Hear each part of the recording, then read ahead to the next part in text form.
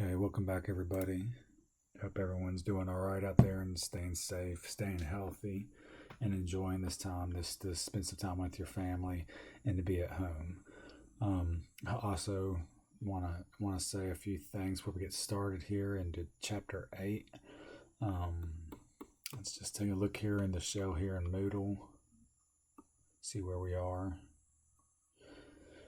So technically, I know this is the week that we are in as far as calendar week right here, because it is obviously April 1st, so we're falling within this week. I'm a little behind on posting the lectures for chapter 8.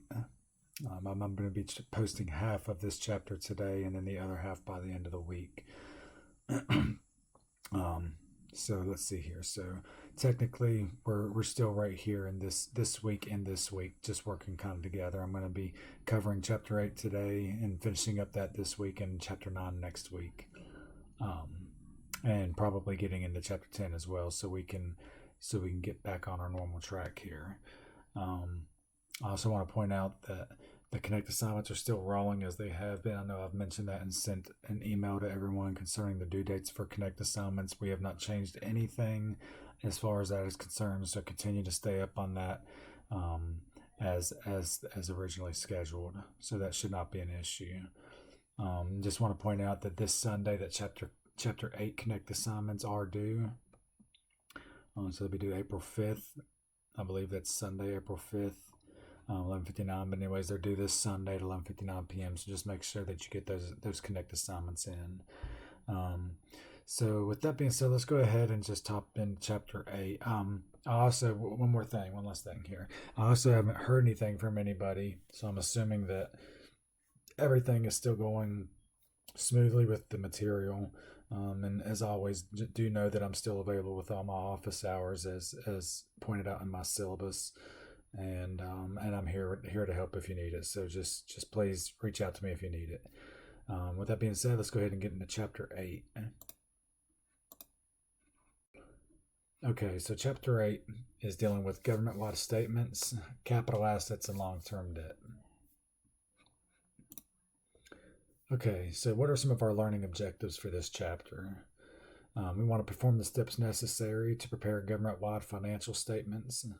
These steps are going to include preparing worksheet entries. These worksheets are going to convert the governmental fund records to the economic resource measurement focus and the accrual basis of accounting. Next, we also want to prepare worksheet entries to be able to include internal service funds with governmental activities. And lastly, prepare required schedules reconciling the government-wide and fund basis financial statements. Then we want to record events and transactions related to general fixed assets and general long-term debt, and describe required schedules related to long-term debt. So today, for today's lecture, if I'm telling you correctly, I believe we're probably going to get through this first part of it today. And then the next second half of the lecture, which I'll be posting later this week, will cover the rest of it. Okay. Overview of entity-wide conversion process. So these entity-wide statements, which are also known as the government-wide statements, are going to be prepared at the year end. This is going to be accomplished by converting government-type funds to the accrual basis, including depreciation, long-term assets, and long-term liabilities. So just think, these governmental type funds need to be converted to the accrual basis, because obviously they're not recorded in the accrual basis because they're recorded on the modified accrual, which is the current economic resource or the current resource measurement focus. So obviously we need to make this translation to the accrual basis. Most of the things we're going to be concerned with, as it says here in this bullet point, is the depreciation. With the long-term assets and long-term liabilities, obviously, if under the modified accrual, we're only reporting stuff that's current. That's where we're currently worried about in that modified accrual. So obviously that means we're not accounting for any long-term assets or any long-term liabilities. And obviously, if we're not accounting for any long-term assets, then we're not including depreciation as well. So those are going to be the main things. So keep that in mind as we're moving through this chapter. with the assets and liabilities. Obviously, just think of the main differences between the basis of accounting between the modified accrual and the accrual, because that's those differences is what we're going to be accounting for here. Next, adding in the asset and liability balances from internal service funds, along with any income earned through transactions with external parties. Okay, so if you recall, internal service funds is actually a proprietary fund. If you recall, there's two proprietary funds. We have the internal service fund and the enterprise fund.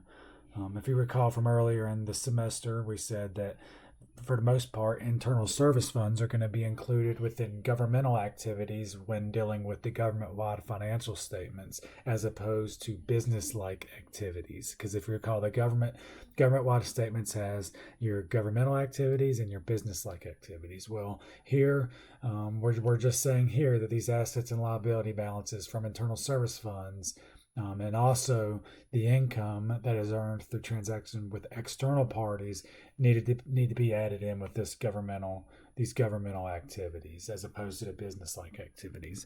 And recall the reason that we're doing this, that they're being included with governmental activities as opposed to business-like activities, is because we're actually servicing our own government, and it's just a way to pull together resources to be more efficient. If you recall from earlier chapters of what the actual purpose of the internal service funds is, so that's why we're going to be including those in the governmental activities on the government-wide statements.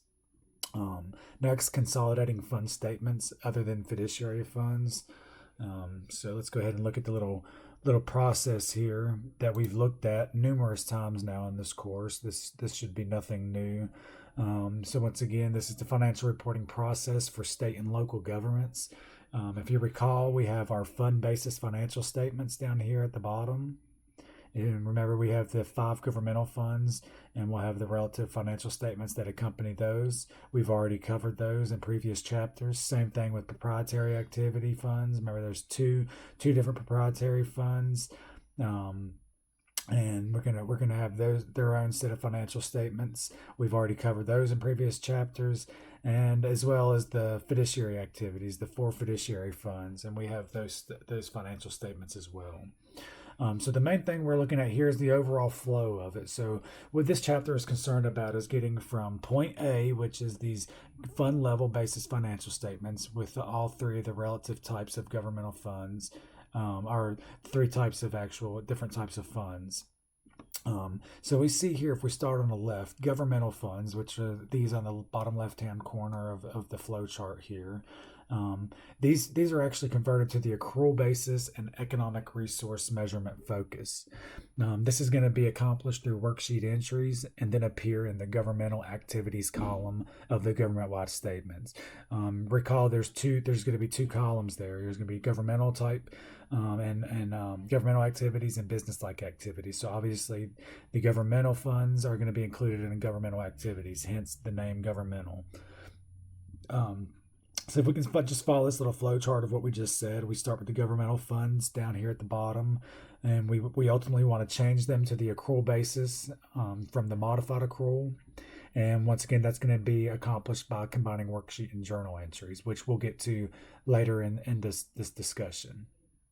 Then ultimately, after that worksheet, then after that's accomplished, we're going to it will produce the government-wide statement of net position and statement of activities for that of your governmental funds. Next, enterprise funds are entered directly into the business activities columns of the government-wide statement. So this is nice here. The fact that the enterprise funds are not just the enterprise fund, but also the internal service fund. The fact that they both operate on the full-blown accrual. Therefore, the enterprise funds, there's nothing to be translated here. They're already ready to roll for the enterprise funds, not internal service funds. They both are on the accrual basis, but remember, internal service funds is primarily governmental activities. So they're going to have to be blended in with them governmental activities. So this, for the proprietary fund, particularly the enterprise fund, once again, those are entered directly into the business activities columns of the government-wide statements. And once again, it's going to be verbatim what you see in the enterprise funds financial statements at the fund basis level. is what you're going to carry directly over into the government-wide statements for that of the business activities columns on the government-wide statements. Next, let's look at the internal service funds. The internal service funds are going to be added to governmental activities through the worksheet entries as well. So as you can see here in our little flow chart, the internal service funds have to actually go through the combining worksheet and journal entries to get accomplished of being correctly presented within the government-wide statements. So just keep that in mind here. Next, I just want to point out one more time, just so everyone knows, and I know we just covered this in chapter 7, so not too long ago, but repetition's the father of learning, so we're going to go ahead and just cover it one more time here. Just remember, fiduciary funds, there's 4 of them, and in concerns with building the government-wide statements, the fiduciary funds, all 4 of them are all omitted. Remember, fiduciary funds are not included in government-wide statements. Remember, this being so because we are just holding it in a fiduciary capacity, meaning we're a third party, or in other words, we're the trustee for these funds. So if we would actually present that data in the government-wide statement of net position and statement of activities, it would actually distort the actual presentation of the overall performance and financial position of the relative government that's reporting the financials of what has happened within that reporting period and since inception of that government unit. So just remember that governmental funds, modified accrual basis, they have to be translated into the accrual basis, accomplished through worksheet entries. Same thing for the proprietary fund of the internal service funds. Remember, it primarily services the internal government, so it has to go through the combining worksheet and journal entries as well. Even though it operates on the accrual basis, there's still some things that have to be accounted for within those journal entries on the worksheets. And lastly, or not lastly, but remember, enterprise funds, these are actual business-like activities, and they're on the accrual basis. So the column for that is going to be just verbatim, just restated in that government-wide statement or financial statement. Next, remember, the fiduciary funds are not included whatsoever because we're just holding it in a fiduciary capacity or as a third-party trustee for outside people. Okay, so here's a little example of what this worksheet approach is going to look like.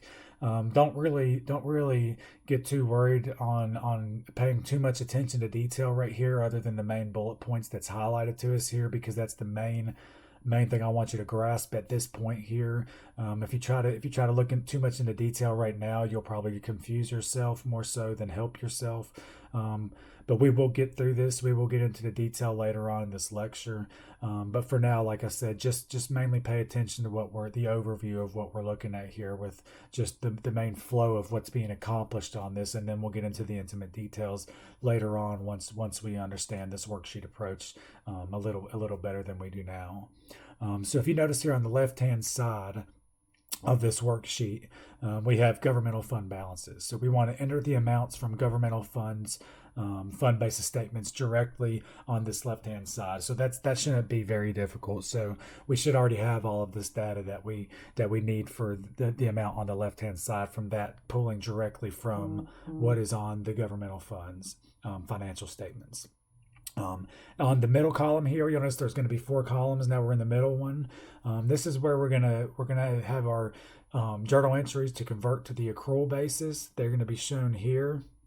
Next will be the journal entries to incorporate the internal service funds, and then ultimately on the far right hand side here, by carrying all these amounts over from left to right and just working through the differences between debits and credits, flowing left to right, the end result is going to give the governmental activities column of the government-wide statements. And remember, we have the adjustments and eliminations column here because we need the worksheet entries to convert from the modified accrual basis to the accrual basis, And recall, once again, we have the internal service funds category here, with the journal entries for adjustment, to incorporate them into the governmental funds as well, because recall they have to be included in governmental activities in the government-wide statements because they service the internal government as opposed to external parties that are not directly tied to the internal government itself. So there's the flow chart here, left to right. The modified accrual to accrual based column, the worksheet approach, and then the internal service one as well. Let's take it one step farther here. So as a result of moving from left to right, the main things that we're going to see here that appear on the balances for government-wide statements that do not appear or used to appear in the governmental fund balances. As you can see here at the top, interfund balances are going to be eliminated. So this holds true with what you should be used to seeing in your for-profit industry in your intermediate course. You should have dealt with eliminating intercompany transactions if there is a parent and a subsidiary relationship in which there has been intercompany dealings with, whether it be leases or loans or intercompany inventory transactions, whatever it might be. So that should hold true with that. So this is nothing new here as far as theoretically that we're seeing here. So interfund balances are always going to be eliminated throughout this worksheet approach.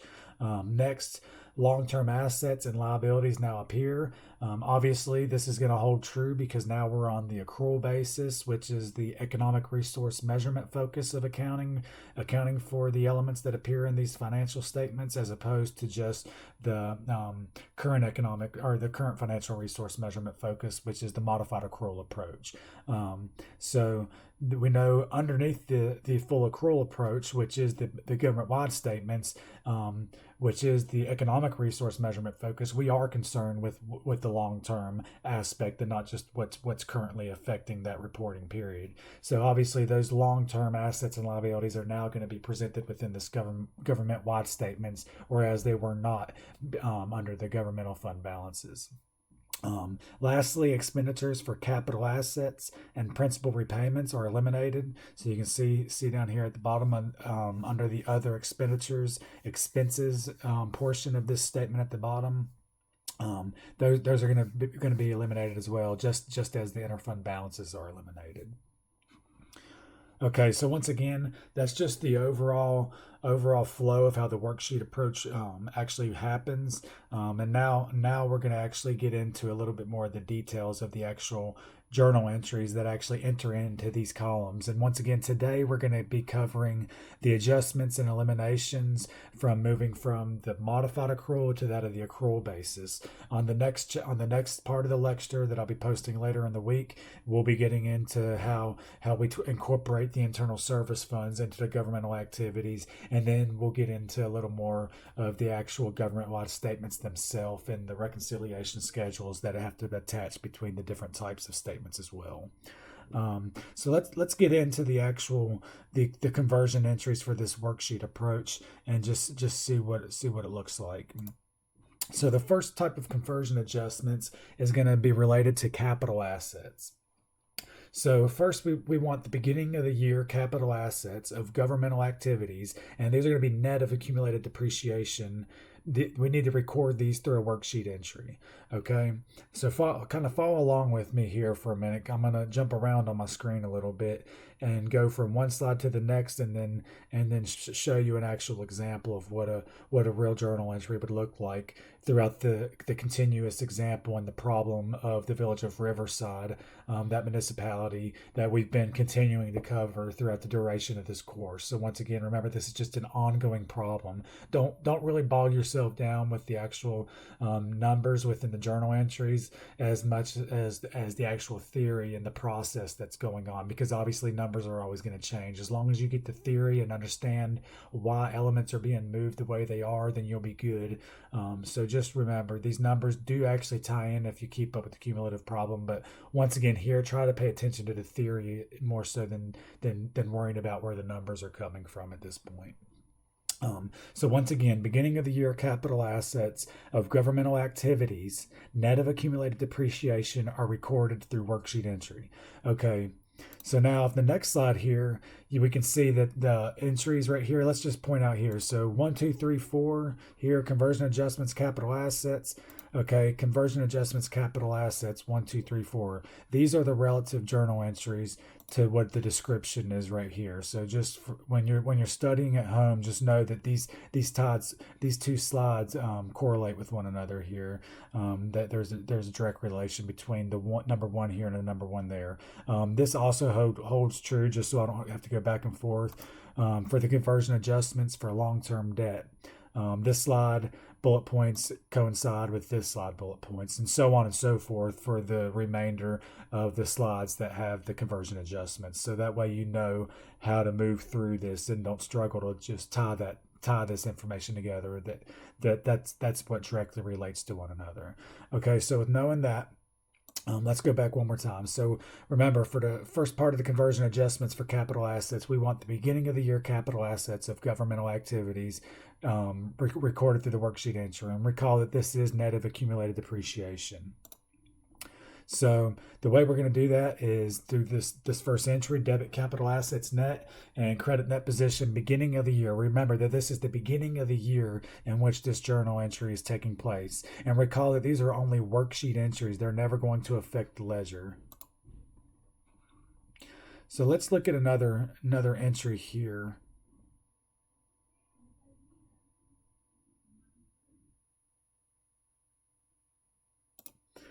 So this entry right here is actually another example of what it's talking about here as far as the actual entry related to the Village of Riverside. This will be the first entry we make as far as with the conversion of capital assets, the conversion adjustment of capital assets. So we can see here capital assets net.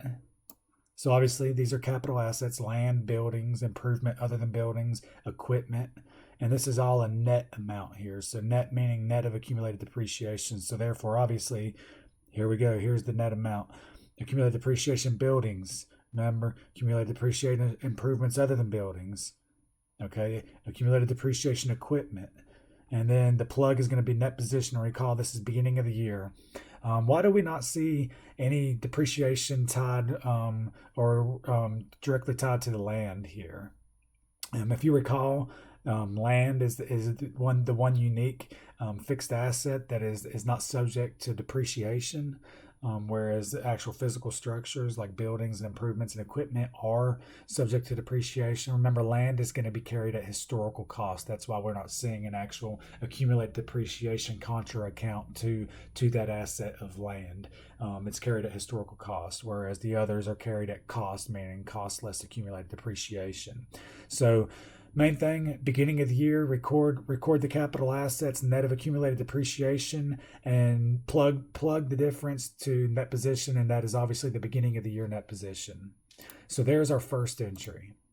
The next thing we want to do for the conversion adjustments of capital assets is going to take the balance in capital expenditures and eliminate it and be replaced with assets acquired during the year. So let's look at just a broad example of that journal entry. We can see here debit capital assets net and then credit capital expenditures. Okay, let's look at an example here.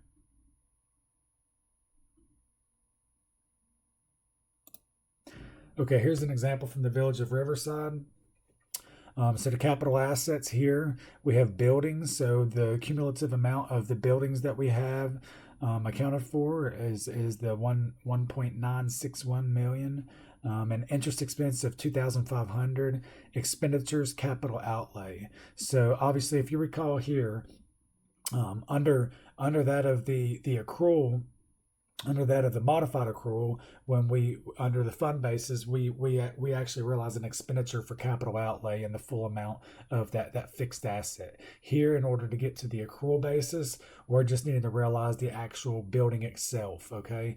And then when we credit the expenditure capital outlay, that's just removing the expenditure that we had accounted for within the actual modified accrual part. The interest expense here, I want to point out the reason we're incurring interest expense here and not capitalizing it from our for-profit sector of accounting. If you recall, when we are actually incurring interest in producing or building a piece of equipment or a building, to use in the purpose of our business, we actually can capitalize the interest incurred up to that date. Well, GASB specifically prohibits the capitalization of interest incurred during the process of building the building. So therefore, we have to actually incur that as an interest expense. That's why there's a breakdown between the components of the actual capital asset and the interest expense, because the interest expense is prohibited through GASB from being capitalized during the construction of that actual physical asset. Okay, depreciation for the current period is recorded. So obviously, I think this is pretty easy here. Depreciation expense, capital assets, net. Another good example here. Obviously, we've seen entries like this a lot. Depreciation expense is a debit. Obviously, expenses are original debit. So debit depreciation expense, and then the relative accumulated depreciation tied to the buildings, improvement other than buildings, and equipment. And obviously, it's going to be relative to whatever type of depreciation, whatever method of depreciation they're using. Straight line is what it looks like they're using here, straight line. So they're using straight line, and it's tied obviously directly to the life of the asset. So nothing new there. Record your depreciation expense. And then the balance in proceeds from sale of capital assets is eliminated. The assets and accumulated depreciation are removed, and the resulting gain or loss is recorded. Okay, so the original entry here from the notes, proceed from sale of capital assets, because if you recall, this was an original credit when we received the cash under the modified accrual basis, and then we'll actually credit capital assets net, and then we'll plug the gain on the sale of the capital assets. We'll get another example here. Okay, if you recall from the Village of Riverside example, earlier in the year they sold a tract of land for $300,000, in which they originally debited cash and credited the special item proceeds from the sale of the land under the modified accrual. So here we want to just back out that special item proceed from the sale of land with a debit, because it was originally credited, and then we want to credit the land for $225, because remember, the land, the $225 is our cost at land. If you recall, land is not depreciated. Land is carried at historical cost, so therefore that's the carrying value or the book value. So when we had the disposition of property, obviously we need to credit that, so that's why we're seeing the land coming off the books with a credit at cost of $225, and then we plug the gain of the special item gain on sale of land of $75,000, which is the difference between the $300,000, which is the proceeds from the sale of the land, and the carrying value or book value of the land, which was a historical cost of $225. So now it's presented in the accrual basis, which this is more so what we would expect to see, except if we were just straight on the actual accrual basis, which we'll get to later, it would actually be a debit to cash and then credit land and then the gain. But this is the actual worksheet entry. Keep in mind, these are worksheet entries only. They do not affect the actual general ledger whatsoever. And we'll get into that later of how this actually works, of how you actually pull bits and pieces from different journal entries from the actual entries that were made under the modified accrual basis within the actual ledger, and then the worksheet ones, and how they wash out certain entries and then carry over others. And like I said, we'll get into that. So that's the conversion adjustments under the capital assets. Next, obviously, if you recall, remember, we're moving from the modified accrual with the current financial resource measurement focus to the actual accrual basis, which is the economic resource measurement focus. Remember, the main difference, current is what we're concerned with under modified, and the economic is the long-term perspective as well. So the whole economic picture. So obviously, we've accounted for capital assets. That's one thing that modified accrual does not account for. So the next big one is the long-term debt, long-term liability. So let's look into the conversion adjustments of how to actually deal with this long-term debt that needs to be adjusted. The first entry here, once again, I want to point out again, recall that this slide and the next slide, they directly relate to one another. So entry 1 or bullet point 1 here corresponds directly with bullet point 1 here. So that's the actual journal entry for the description here. And then I'm going to do the same thing I did last time and go through the actual journal entry example from that of the Village of Riverside. So that way, if you've been following along throughout the semester, you can actually see what the actual journal entries that's transpiring as we move through this process of running this government. So the first conversion adjustment for long-term debt, we need the beginning of the year long-term liabilities of government activities, and we're going to record them through the worksheet entry. So recall here again, the first step for the capital asset adjustments and long-term debt adjustments is we want the beginning of the year picture first, right, on this worksheet entry. So we want that net position, that beginning of the year picture for both long-term debt and capital assets. So once again, first thing here, beginning of the year long-term liabilities of government activities are recorded through worksheet entry. So that's going to look like net position beginning of the year is going to be a debit, and then credit bonds payable. Okay, and notice here we have on the first entry here, net position is debited for dealing with long-term debt as opposed to where it was credited on the plug when dealing with long-term liabilities. I just want to point out here that net position is going to be your go-to plug when dealing with these adjustments on long-term debt and your capital assets. So that's why net position is being used, and it'll make sense as we move through this. But just know, just for theoretical purposes and for purposes of just understanding it, net position is your go-to plug when you're making that beginning of the year adjusting entry or beginning of the year entry before we get this stuff that happens throughout the year. Okay, next we want to convert this year's bonds proceeds to bond liability and premium if applicable. So right here, proceeds from sale of bonds, debited, proceeds from bond premium, debited, credit bonds payable, credit bond premium.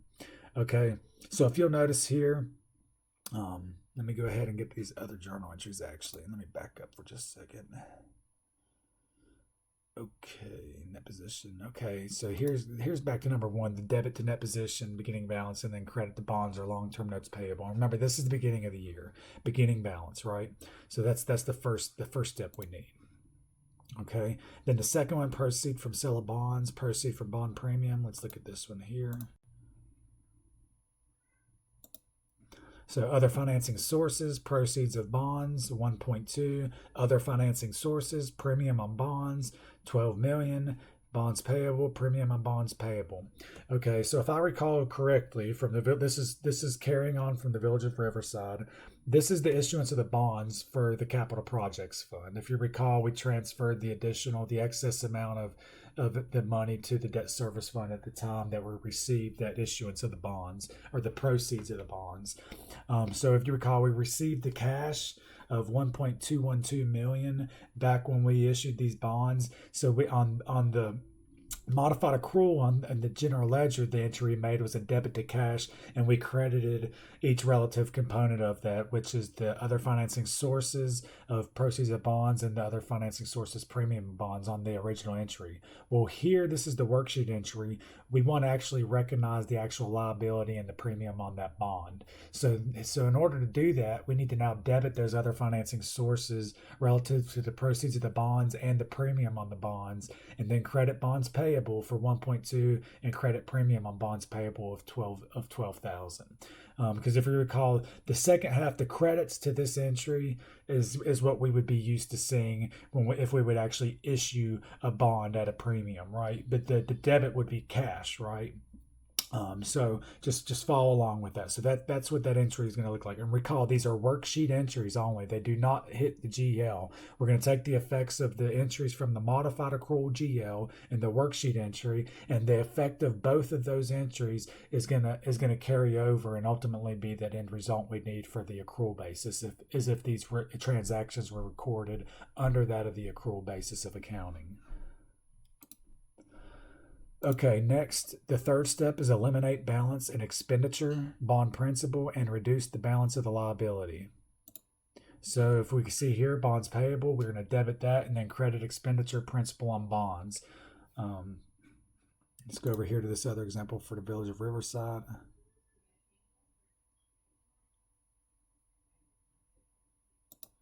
Okay, bonds payable, expenditures, bond principal. So we know under the modified accrual, we originally debited expenditures, bonds payable, and then credited cash, right? That's the entry we made. Well, here we're going to actually debit bonds payable and credit expenditures, bond principal, because that relieves the expenditure we originally accounted for in the modified accrual, and then it also reduces the liability of bonds payable by debiting it of $120,000. So that's going to be the entry there for reducing the bonds payable and the relative expenditure for the principal on bonds. Lastly, we want to amortize any premium or discounts on bonds. So bond premium, interest expense. So once again, this is something we should be familiar with from that of our intermediate courses.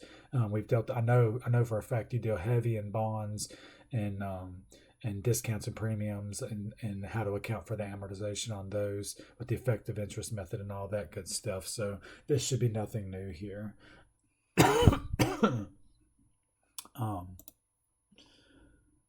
Let's see here. There's something else I want to go over real quick with everybody. Okay. Just bear with me for a second. I'm going to back up for just a second so everyone can see something. Okay. Let's move back to the capital assets adjustments one more time. So now I'm going to give you a better example of we went through the adjustment conversion adjustments for that of the capital assets and for the long-term debt, and we've seen the relative journal entries that we would see on the worksheet, right? And I've described a little bit about the entries we would see under the modified accrual and then that of the worksheet entry and kind of how they would move across a little bit. But now let's actually take a look at a chart. And it's actually going to show the modified accrual entry, show the worksheet entry, and then show the results as if it had been in the accrual basis. So this should really open your eyes and let you actually see what we just talked about. So let's just go with the same bullets here. So let's back up and work through this one more time, but this time I'm going to actually show you the full effect. So beginning of the year capital assets. So we've already showed this one here. Let's start right here. The balance in capital expenditures is eliminated because this is the beginning of the year, right? Now this is where the actual activity throughout the year occurs, 2 through 4. So let's start with 2 here. The balance in capital expenditures is eliminated and replaced with assets acquired during the year. Okay. Okay, so capital asset acquisitions. Let's recall here. So it says the balance in capital expenditures, okay? So this is it here, expenditures, capital outlay. If you recall, this entry was made under the modified accrual at some time during the year. So at some time, if we made a capital outlay of an expenditure of a capital outlay, we did a debit for the expenditures and credited cash. So this should be very familiar to everybody right here. We've seen a lot of this type of journal entries when we were going over all those examples of the governmental funds. So this is the capital asset acquisition journal entry under the modified accrual accounting, okay? Well, now it's saying the balance in capital expenditures is eliminated and replaced with assets acquired during the year. So recall, these are worksheet entries we just went over, okay? So let's look at that worksheet entry. It says capital expenditures is eliminated, okay? See the credit to expenditures, capital outlay. So it was an original debit, right? So if his original debit has a debit balance, the only way that we can eliminate that debit is to credit it. So that's why you're seeing on this worksheet entry, expenditures, capital outlay, credited. So that eliminates it, right? That's now been eliminated. And by eliminating that, it says we also want to replace it with assets acquired during the year, right? So obviously, if we're acquiring assets, we need to debit capital assets, right? And whatever the relative capital asset would be. In this case, it's a building. Or buildings, I'm sorry. So debit capital assets, buildings, credit expenditures, capital outlay. So therefore, as you can see, we've accomplished the function of what number 2 has told us to do. Balance in capital expenditures is eliminated. We can see that because it was an original debit under the capital asset acquisitions entry under the modified accrual.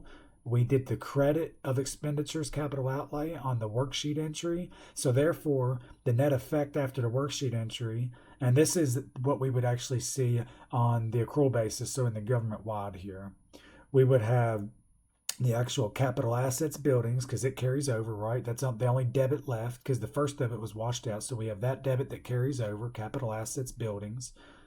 Remember the expenditures account, because expenditures is not even heard of in accrual accounting. It's only relative for modified accrual. That's the only place you're going to see expenditures. So we have eliminated that.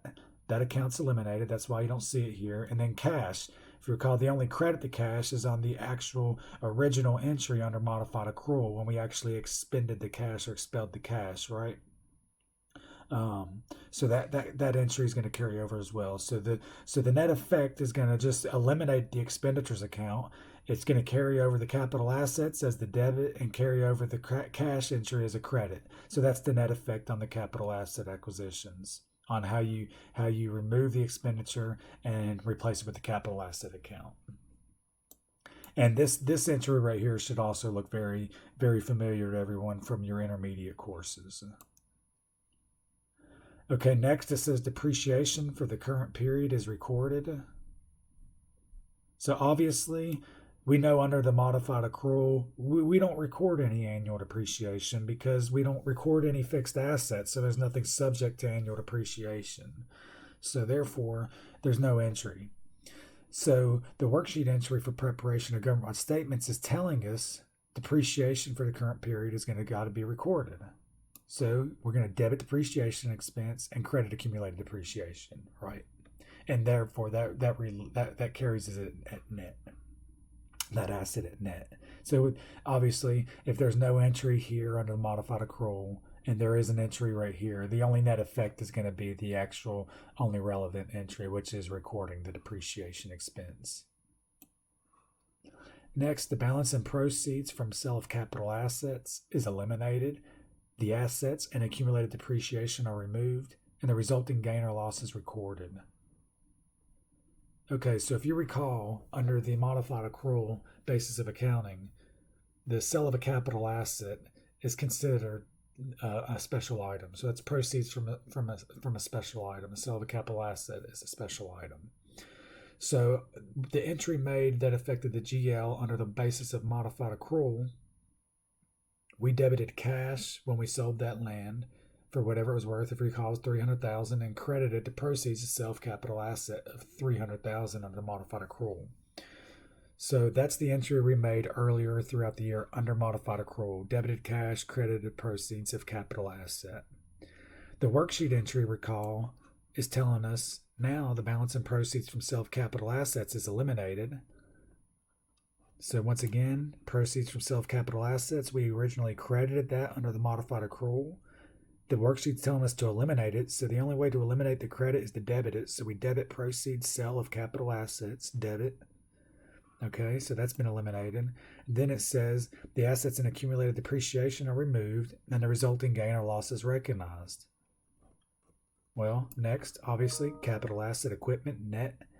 So therefore, we've removed the asset and related depreciation, and the remainder is going to be the gain on the sale of capital assets, because we know the capital assets, if they're credited, they're being removed off the books. So what's the net effect after worksheet entry? And remember, the net effect after the worksheet entry is going to be the same as the accrual basis. So obviously, from the sale of capital assets under the entry made under modified accrual, we debited cash, right? Well, that's the only debit to cash, so we're going to carry that on over to the net effect on the far right column. So we'll have our debit to cash, right? Next, we remember it said to eliminate the proceeds of sale of the capital asset. Well, there was a credit. The original entry was a credit. The worksheet entry was a debit, so that account's been eliminated. So it's not going to show up over here, right? So therefore, the only thing relevant of the first entry made under modified accrual is the debit to cash. The proceeds sale of capital asset has been eliminated. And then the capital asset equipment net and the gain on the sale of capital asset is obviously going to be credited. And that credit is going to be carried over for the net effect after the worksheet entry. So the end result is going to be a debit to cash, which would be received if we actually sold the asset under accrual accounting, and then credit the actual asset, get it off the books, net of depreciation, equipment net, and then obviously the difference between the amount of money brought in that was debited to cash and the carrying value or book value of that equipment, which was credited, is going to be your plug, which will be your gain on the sale of capital assets. So that's the entry, once again, that would, if we were operating under the full-blown accrual method of accounting, that we would see. And once again, this you should also be very familiar with, as opposed to of a disposition of a fixed asset through your intermediate course. Nothing new there. So that's a little walkthrough and a little example of actually how this worksheet actually works. You have your original entry under modified accrual, then you take your steps relevant that are applicable in the conversion process under the actual capital assets here, or long-term debt. The same way, we'll go through those in a second. But that's how you go through it, and you just work from left to right, and whatever's been washed out is eliminated, and then the other ones carry forward. And I think to really look out here, like I said before, really pay difference to what the difference between these bases are. What things are accounted for in one and what things are not accounted for in the other, and that's your difference that you have to reconcile. So that's what this whole chapter is about. This worksheet entry is just a way, really, so you can get a visual of these journal entries and just see what washes out and what doesn't. Another good thing is, think of, once again, it ties to the differences between the two methods of accounting. Think of some account structures that you would find under modified accrual, like expenditures or other financing sources and uses, stuff of that sort that you would never see in your accrual basis financial statements. You've never seen any of that in your intermediate. So that's another thing. We want to eliminate the stuff that you're not going to be used to seeing in those. So just really think, if you get stumped or get confused on something, just slow down and think about the actual basis of accounting and the different elements that are accounted for in each of those bases. And that should really give you a good foundation on how to approach any issue in dealing with this conversion process. If you know your debits and credits, and you know your order of operations, then really it's just following that formula, and then just looking at the net effect is all we're doing here. It's just, you really need to be sound on your two bases of accounting. That's why I've really drilled it in you, previously, as to the importance of knowing these two methods of accounting, because now is when it really comes in and it's testing your knowledge, because you have to tie them both in together here. So let's go back to the conversion adjustments for long-term debt. Once again, we've seen the beginning of the year capital assets. I'm sorry, long-term debt. I don't know how it just jumped back up. Conversion adjustments for long-term debt. Once again, if you recall, the very first step is the beginning of the year long-term liabilities of government activities are recorded through the worksheet entry. If you recall, this is where we're going to actually debit net position beginning of the year, credit bonds payable. Remember, this is beginning of the year. Remember, entries 2 through 4 is what's relevant of the activity of the current reporting period, okay? So this is just this to show where we're at, and then this is showing where we're going, right? So let's start here again with number 2. Convert this year's bond proceeds to bond liability and premium if applicable. So once again, we've seen the worksheet entry here that we already went over, but let's go ahead and look at it in detail like we did that other one.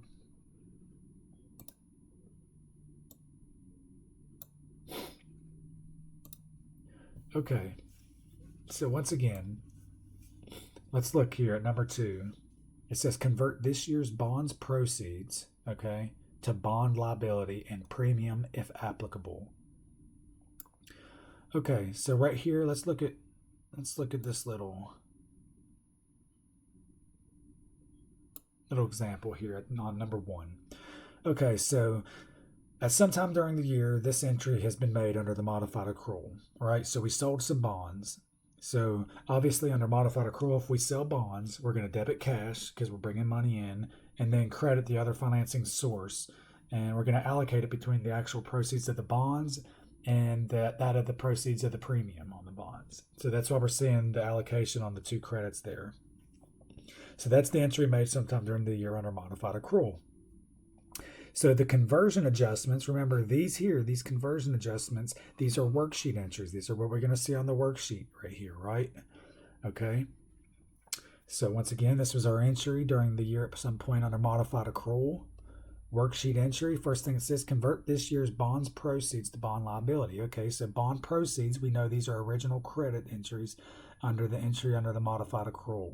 So if we want to eliminate this, right, we want to convert it over, then we obviously have to debit those on the worksheet entry to eliminate that. So next, from that point, the credit to offset that would be bonds payable credited, premium on bonds credit.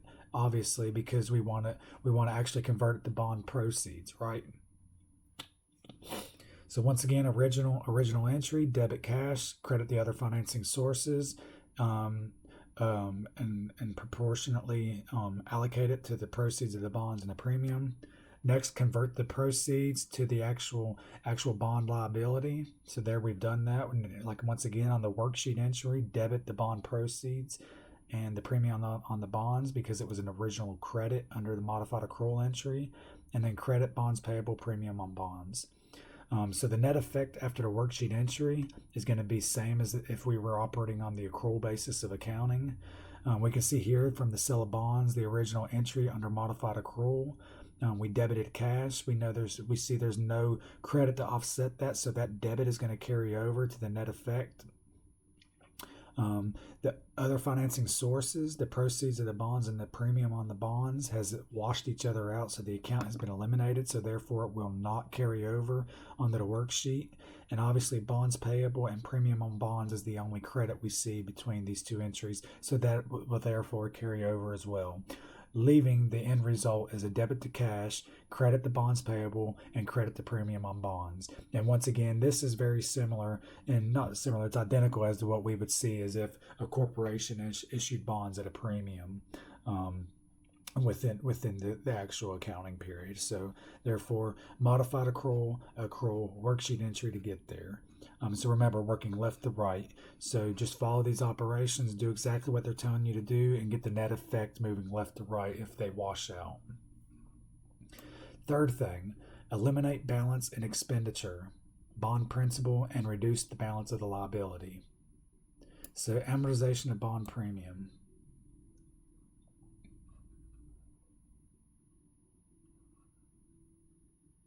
Okay, these actually jump around. I'm sorry. So 2 and 3 are 3 and 4, or 2 and 3 backwards on this one. So eliminate balance as an expenditure, bond principal, and reduce balance into fund liability. Okay. Here we go. That's this one here. So expenditure, bond principal. Remember, if you recall, cash, that's the principal repayment that we made out of the debt service fund under the modified accrual accounting method of accounting. The worksheet entry, once again, it tells us eliminate balance and expenditure, right? Bond principal and reduce the balance of the liability. So once again, reducing the bond liability, we know in accrual accounting, a liability is a credit. So if we're reducing it, we're going to debit it here for the worksheet entry, and reduce or eliminate the expenditure for bond principal. It was an original debit under modified accrual, so we're going to credit it here. So if we've eliminated the bond principal, the expenditure bond principal, there's original debit under modified accrual entry. The worksheet entry credited, so it's been eliminated as the net effect as the accrual basis. Bonds payable, we debited that to eliminate or to reduce the liability. That's the only debit to it, so that's going to carry over for bonds payable. Same with cash.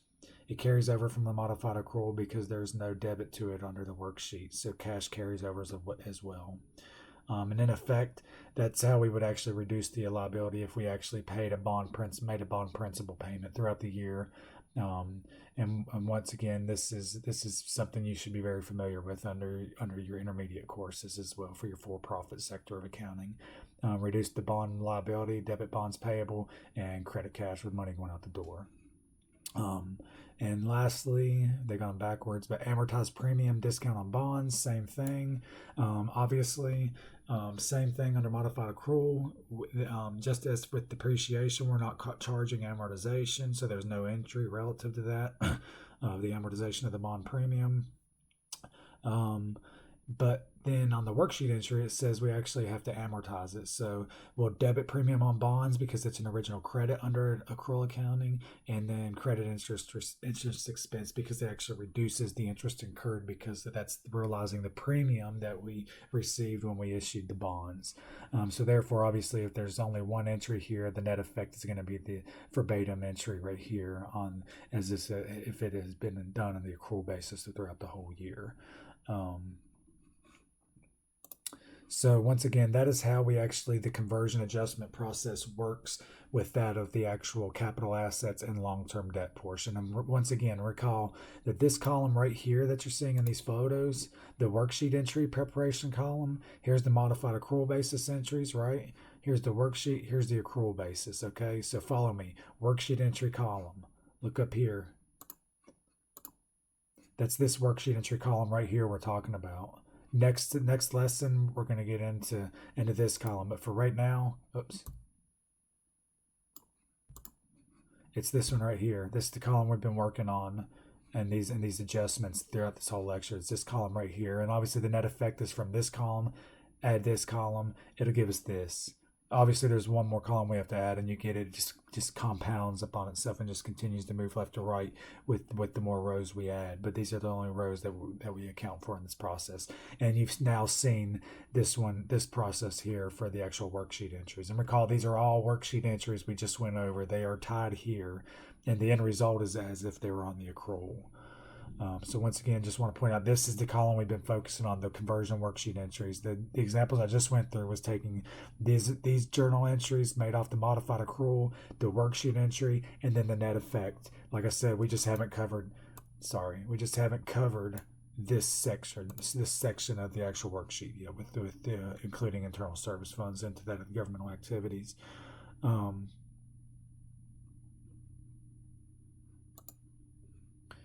Okay, so now let's get into something else here. So conversion adjustments, other. Okay, so we've already went through the capital asset conversion adjustments and the long-term debt conversion adjustments. Now, the only other things that we would really be concerned with now are the differences in how we account for revenues and expenses and some accruals that would be different under the modified accrual accounting versus the actual accrual accounting. First, we'll start with the deferred inflows of resources, property taxes. Property taxes deferred under the 60-day rule may need to be recognized under the accrual basis and prior year's accrual reversed. Okay, so once again, like I told you before, these are relative exactly to what is being described right here on the conversion adjustment. So 1, 2, 3, 4. So 1 and 2 is relative to this slide, 1 and 2.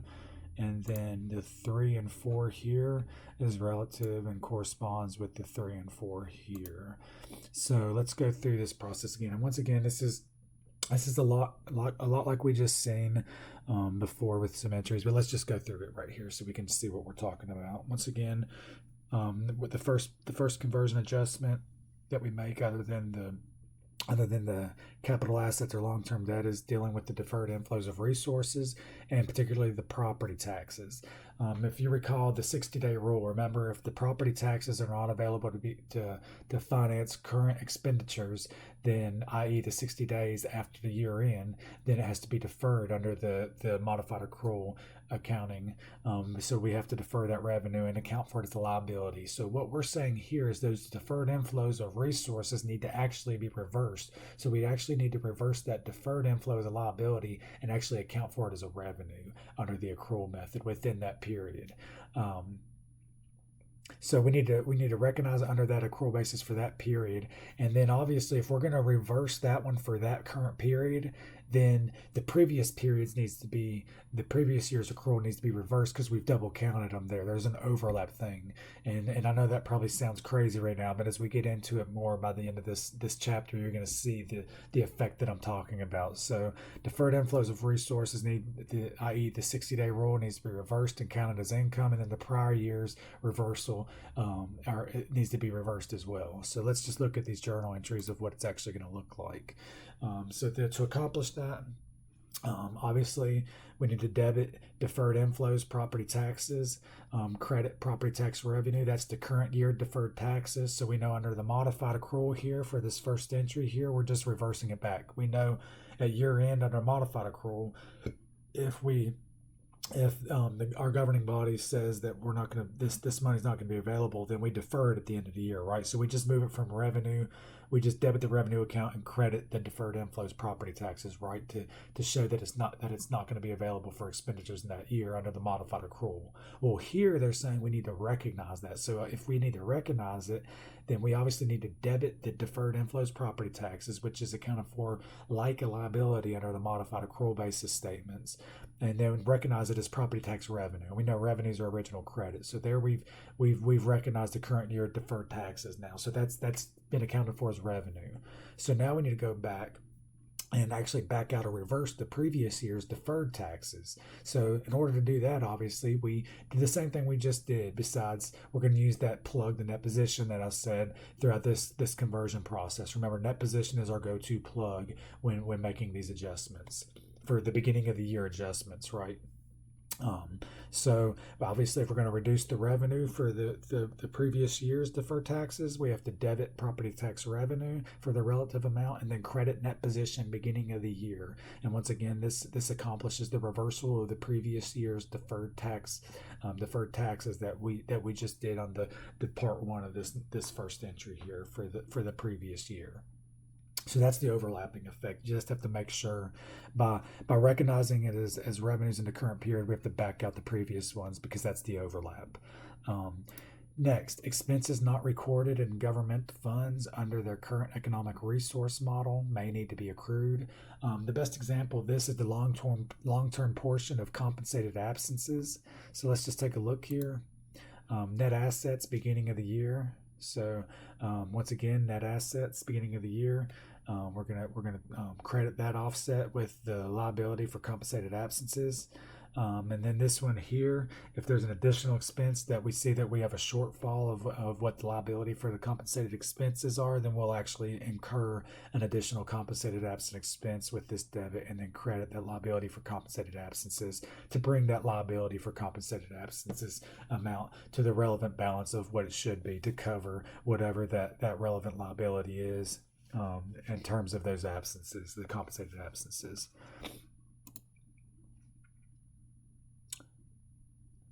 Next, accrue interest on bonds outstanding and other accruals as necessary. So interest expense, so if we're accruing interest, that means that we have to actually incur the expense in the period in which it's accrued. That way we match the expenses and revenue, because remember, the main thing with accrual accounting is we want to match expenses and revenues to the current period so that we can actually see the true financial performance of the entity that's being accounted for. So that's the whole point. We're trying to match these because remember, we want to get on the accrual basis. So we know there is no accruals for interest expense under the modified approach, so we need to recognize that interest expense, incur the expense, and set up the liability of interest payable for the current year accrual. And then pay attention here. We also, since we did this same thing, this is the same thing with the actual deferred inflows of revenue here.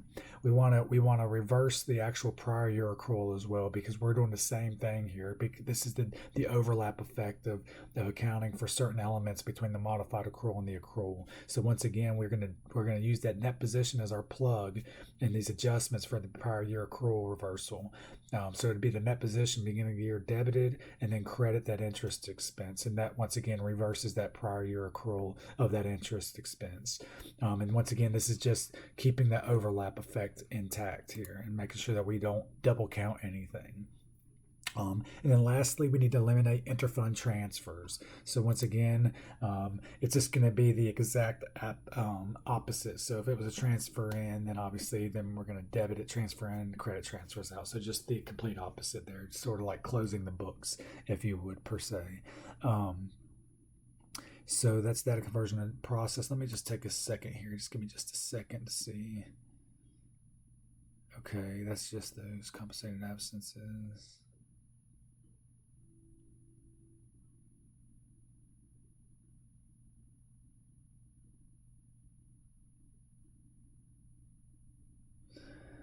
Okay, yeah, these are just the same, just more examples of those other ones. We don't need to go through those. We've already seen them here. Um, so that is, I believe, where I'm going to stop here. There's a total of 28 slides in this chapter, so that'll give you a good start on this. So we'll leave off with that. That gives you a good idea of how the conversion process starts in dealing with the long term assets, long term liabilities, and then dealing with accruals and differences of how you account for revenue and accruals under the two methods. For the modified accrual to the accrual basis of accounting. Next, we'll get into we'll pick up on slide 14 what to do with internal service funds. So we'll get into that on our next lecture. I'll be posting it on Friday. So be on the lookout for that. Like I said, just really pay attention to the first half of this lecture. These internal service funds, with it'll operate a lot like we've seen previously in this lecture with dealing with the other conversion adjustments. But I think this would be a good stopping point for everyone to kind of absorb what we've went over so far and make some make some gains on what we've covered. I know this is probably the most, I would say, the most difficult chapter that we've covered thus far. So I would expect to probably have some questions over it. Hopefully you understand it well. I described it the best that I could, and it makes sense. If there's any issues with anything, or if anything, if I didn't describe anything or explain anything to where you understand it, please just shoot me an email and let me know, and I'll get back with you and we'll work through it to make sure that you understand it. So just really pay attention to the first half of this chapter. If you haven't read the book, please do so. This is a very important chapter. I'm not saying the other ones aren't, but this is really tying together everything we've learned so far. So expect to see stuff on the final exam out of this chapter. The great chapter to pull content from for the final. So just really start diving deep into this and continue working in Connect. Let me just focus back in on that for just a second. Just recall, as I said at the beginning of this lecture, that the Connect assignments are rolling as is if nothing ever happened with this coronavirus thing. The way that they're scheduled, the due dates, it's fair. They didn't need adjusted. So please know that this Sunday, Chapter 8, the Connect assignments are due. Like I said, the last lecture will be posted at the latest by Friday afternoon, so you'll have that to work through, and that'll still leave you with over 48 hours to work on any material that you're struggling with that we haven't covered yet. So I think that's fair. And like I said, prospectively, we will catch back up on the lectures to where we're on the same schedule, and we'll be smooth sailing from there. So just remember to Connect assignments due. Also, please start working on your project. Recall the project for the comprehensive annual financial report on the city of Detroit. The details are up here on this little video right here, and then this link right here actually takes you to the comprehensive annual financial report. Remember that is going to be due the week before the final exam. It is a 5-page paper on details concerning that report. So please do not procrastinate and put that off to the end of the semester, as it does take a decent amount of time just to even scan the actual material within the CAFRE itself. So that is a decent sized project. So please don't hesitate to get started on that. And remember, continue to work through your Chapter 8 Connect assignments that are due this Sunday, and reach out to me if you have any questions or concerns. Once again, I'll be posting the second half of this lecture on Friday afternoon, so be on the lookout for that. And I hope everyone has a good day today, and stay safe out there. And I will be posting that lecture on Friday, so be on the lookout for it. Thank you.